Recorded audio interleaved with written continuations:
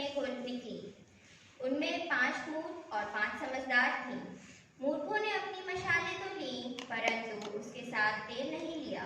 परंतु समझदारों ने अपनी मशालों के साथ अपनी कुप्पियों में तेल भी भर लिया। जब दूल्हे के आने में देर हुई तो वे सब ऊँघने लगी और सो गई। आधी रात को धूप मची, देखो दूल्हा आ रहा है, उससे भेंट करने के लिए चलो। तब वे सब कुंवारियां उठकर अपनी मशालें ठीक करने लगी। और मूर्खों ने समझदारों से कहा, अपने तेल में से कुछ हमें भी दो, क्योंकि हमारी मशालें बुझी जा रही हैं। परंतु समझदारों ने उत्तर दिया, कदाचित यह हमारे और तुम्हारे लिए पूरा न होगा। भला तो यह है कि तुम बेचने वालों के पास जाकर अपने लिए मोल ले लो।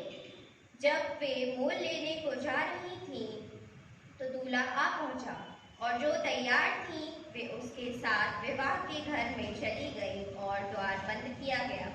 इसके बाद वे दूसरी कुमारियां भी आकर कहने लगी, हे स्वामी, हमारे लिए द्वार खोल दे। उसने उत्तर दिया, मैं तुमसे सच कहता हूँ, मैं तुम्हें नहीं जानता, इसलिए जागते रहो, क्योंकि तुम ना उस दिन को जानते हो ना उस घड़ी को। इस वचन के लिए हम प्रार्थना करेंगे कि प्रभु जी हमें इस वचन से सिखाने में मदद करें। आइए हम अपने सरों को झुकाएंगे, प्रार्थना करेंगे। धन्यवाद देते पिता परमेश्वर की आपने हमें यहाँ सुंदर समय में रखा पिता परमेश्वर। बहुत से लोग हैं जो इस समय नहीं देख पाए पिता परमेश्वर, मगर आपने हमें सुंदर समय दिखाया पिता, उसके लिए हम आपका हृदय से धन्यवाद करते हैं पिता परमेश्वर। धन्यवाद करते हैं पिता की ये वचन जो आपने हमें दिया पिता परमेश्वर, ऐसे आशीष दीजिए पिता कि हम इसको अच्छे से समझाने वाले हो सके प्रभु जी। और पिता परमेश्वर हर बुद्धि ज्ञान से परिपूर्ण करिए पिता, जिससे कि हम इसमें और अच्छे से लोगों को पिता परमेश्वर बताने वाले हो सके पिता। हमारे द्वारा बहुतों का जीवन बचाया जाने वाला हो सके। शाम से मांगते हैं, आमीन। तो हम यहाँ पर देखते हैं कि उनके 10 कुमारियाँ थी, जिसमें से 5 समझदार थी और 5 मूर्ख थी। तो जो समझदार कुमारियाँ थी तो वो सब अपने साथ मशाल लाई थी। तो 10 कुमारियों के पास सबके पास मशालें थी। तो उनके पास ज्योति भी होगी, ज्योति है तो वो बुद्धिमानों के पास भी थी और मूर्खों के पास भी थी। जैसे परमेश्वर पापियों पर भी दया करता है और मूर्खों पर भी दया करता है। उसके लिए हम आज पढ़ेंगे मत्ती 25 का 8। कोई बहन पढ़ने में अगुवाई कर दे।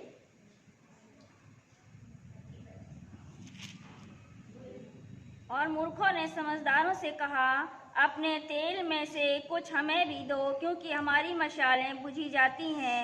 परंतु समझदारों ने उत्तर दिया कि कदाचित हमारे और तुम्हारे लिए पूरा ना हो। भला तो यह है कि तुम बेचने वालों के पास जाकर अपने लिए मोल ले लो। तो जब दूल्हा आता है तब 5 के पास तो ज्योति होती है, मगर 5 के पास नहीं होती। तो क्यों नहीं होती उनके पास ज्योति? क्योंकि उनके पास तेल नहीं होता। ऐसे ही परमेश्वर ने हमारे जीवन में भी जीवन ज्योति दी है। तो जिसको हम क्या कहते हैं? जिसको हम वचन या बाइबल कहते हैं। इसके लिए हम पढ़ेंगे यूहन्ना 1 का 14।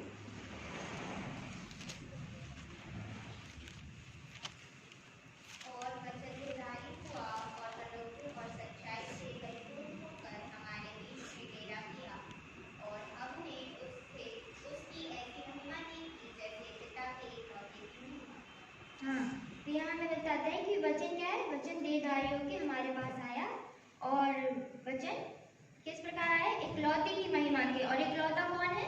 यीशु मसीह।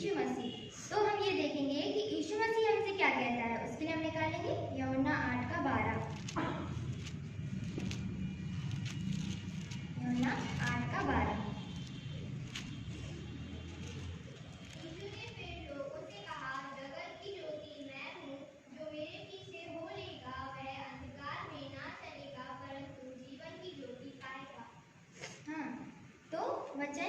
वचन कौन है? यीशु मसीह। और यीशु मसीह ने कहा है कि जीवन की ज्योति मैं हूँ। तो ज्योति सबके पास है, क्योंकि वो सबके लिए आया है ना, पापियों के लिए भी आया और धर्मियों के लिए भी आया।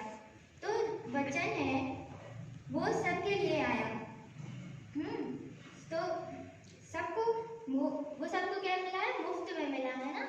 हमें किसी का मोल नहीं चुकाना पड़ा और परमेश्वर खुद आया अपना, उसने हमें ये मुफ्त में दिया है। तो क्योंकि ये जो वचन है ये हमें हर जगह मिल जाता है। कहीं भी हम जाते हैं तो हमें वचन की बातों को से सीखने को मिलता है और बहुत सी जो बातें हैं तो वो हमें अपने आत्मिक जीवन में, शारीरिक जीवन में भी सीखने को मिलती है।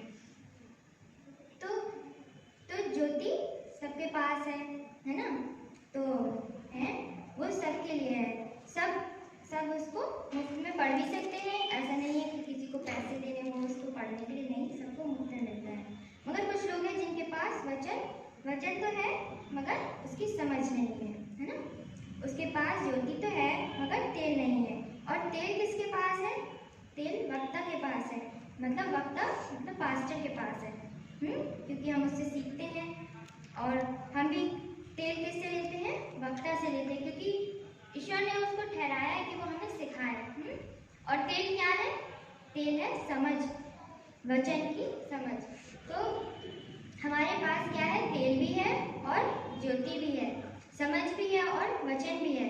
तो जब कोई आपसे वचन मांगता है या बाइबल मांगता है तो आप उसको क्या देते हैं? आप उसको ज्योति प्रदान करते हैं या ज्योति उसको देते हैं। क्यों? क्योंकि हमें मुफ्त में मिला है तो हम भी मुफ्त में देते हैं। मगर जब कोई अन्य व्यक्ति उसको पढ़ता है तो उसको वचन में लिखी हुई बातें समझ नहीं आती, तो वो हमारे पास आता है। और क्यों आता है? क्योंकि हमने उसको वचन दिया होता है, तो वो हमारे पास ही सीखने आता है। तो वचन की बातों को सीखने के लिए आता है। तो उस वचन की बातें समझ क्यों नहीं आती? क्योंकि उसके पास तेल नहीं है। क्योंकि उसके पास ज्योति तो है, वचन तो है, मगर उसके पास तेल नहीं है, समझ नहीं है। तो वो समझ या तेल लेने के लिए हमारे पास आता है।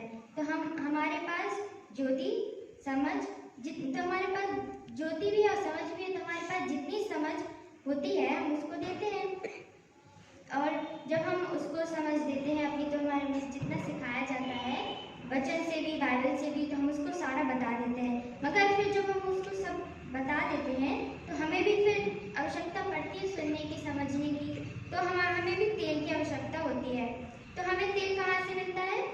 हमें तेल परमेश्वर के भवन से या चर्च से मिलता है, क्योंकि यही आके हम वचन को सुनते हैं, समझते हैं, परखते हैं ना। तो हफ्ते भर अपनी ज्योति जलाने के लिए हमें यहाँ से तेल मिलता है। क्योंकि अगर हम तेल नहीं लेंगे तो हमारी ज्योति भी बुझ जाएगी, है ना। उसके लिए उदाहरण हैगा, हमने उदाहरण लिया है एक जैतून के वृक्ष का, है ना। जैतून का वृक्ष 4 चीजों से मिलकर बना होता है: जड़, पेड़, डालियां और पीके। जड़ क्या है? जड़ है परमेश्वर, और पेड़ है वक्ता या पास्टर, और डालियां क्या है? हम और आप, है ना। और पीके क्या है? हमारा वंश या हमारे बच्चे, क्योंकि जो हम समझ उनको देते हैं वो उस समझ को आगे बढ़ाते हैं। तो जब जैतून के पीकों को पोषण कहाँ से मिलता है?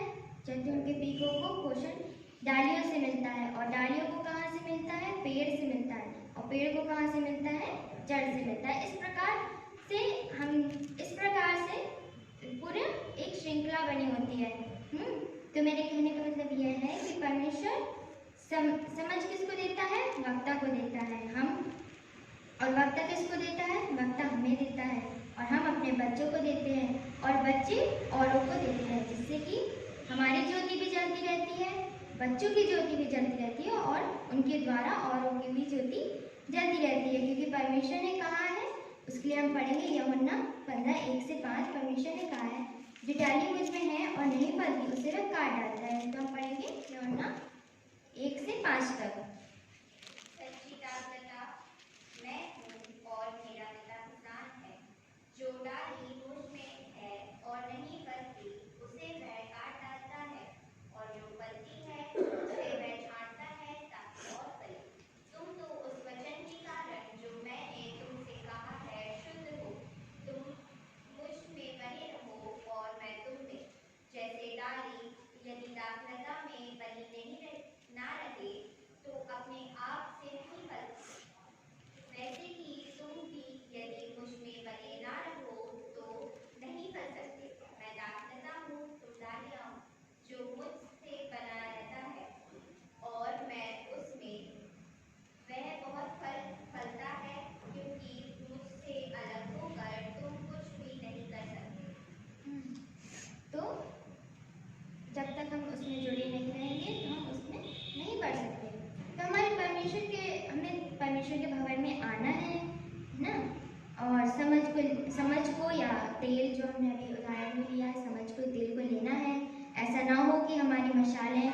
मशालों में तेल खत्म हो जाए और हमारी मशाल भी उन मूर्ख कुमारियों की तरह बुझ जाए। हमें भी अपने हृदयों में देखना है, क्या हमारे पास तेल है, क्या हमारे पास हमारी मशालें जल रही हैं, जिससे हमें परमेश्वर के भवन में आकर उस तेल को लेना है। हमें अपने जीवनों में देखना है कि हमने उस तेल को लिया नहीं लिया, और अगर नहीं लिया है तो ले लीजिए, क्योंकि जब दूल्हा आएगा तो वो ही उनके साथ जाएंगी जिनके पास ज्योति होगी और तेल भी होगा। तो मैं आखिरी का पद पढ़कर समाप्त करूंगी। मैं पढ़ूंगी मत्ती 25:12 से। उसने उत्तर दिया, मैं तुमसे सच कहता हूँ, मैं तुम्हें नहीं जानता, क्योंकि जागते रहो, क्योंकि तुम ना उस दिन को जानते हो ना उस घड़ी को। तो हम परमेश्वर के आने के उस दिन को या उस घड़ी को नहीं जानते हैं, क्योंकि जब हम यहाँ आएंगे, पढ़ेंगे, सीखेंगे, तभी हम उस चीज़ को समझ सकते हैं। और अपने हृदयों के दीप को जलाने के लिए हम ज्योति भी लें उससे और तेल भी लें, क्योंकि हमारे लिए उसने सब मुफ्त में रखा रहेगा, है ना। तो ये परमेश्वर वचन के पढ़े जाने सुने जाने का आशीष दे। और मैंने पहली बार वचन दिया है,